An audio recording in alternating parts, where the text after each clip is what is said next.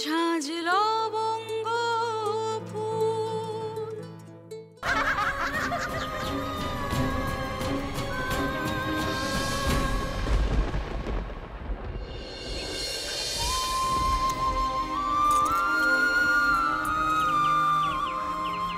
চল দোপাটি বাড়ি চল। হ্যাঁ হ্যাঁ, বাড়িতে গে দৌড়ে খেল দিকে যা। জামাইরা থাকতে ফেস দুই থেকে বার হতে দেখেছি না, এই তোরই একদিন কি আমারই একদিন। ঠাকুমা ঠিকই বলে, তোমরা সব বেঈমান। কাল আমার লবু দিদিকে খাইতে খাইতে মারলে, আর আজ কথা শুনে মারছো। বেঈমান! কি বললি? তোর যত বড় মুখ নয় তোর তত বড় কথা। হ্যাঁ দাঁড়া, দেখাচ্ছি মজা।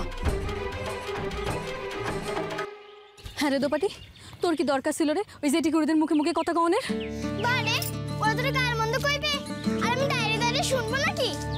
তা নয় তো কি, তা নয় তো কি, তুই ওদের সাথে কোমর বেঁধে ঝগড়া করবি? ছোট মানুষের মতো থাকবি? তা না, বড় মুখ করে ওদের বলতে গেছে কলকাতা থেকে আমার জামাই দাদা আসবে। আসবে তো, সাজন কাকু তোর ছবি নিয়ে কলকাতা গেছে। কলকাতাতে তো ছবি দেখে জামাই দাদা একেবারে ছুটতে ছুটতে গ্রামে চলে আসবে। খুব কথা ফুটেছে না তোর, খুব কথা ফুটেছে। শোন দোপাটি, উনি হোসেন সাহেব শুভ মানুষ। ওনার যদি আমার মতন গায়ের এরকম মুখ্য সূক্ষ্ম মেয়েরে মনে না ধরে, তখন তখন কি হবে শুনি? তখন তো জেঠি গুরুদের কথাই সত্যি হবে নাকি?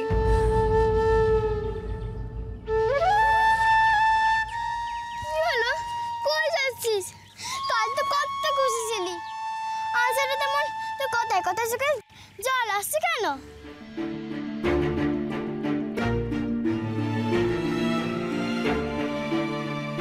আর কি করে বলবো ওদের যে কলকাতা থেকে অর্ডার এসেছে, ঠিকানা দেওয়া যাবে না।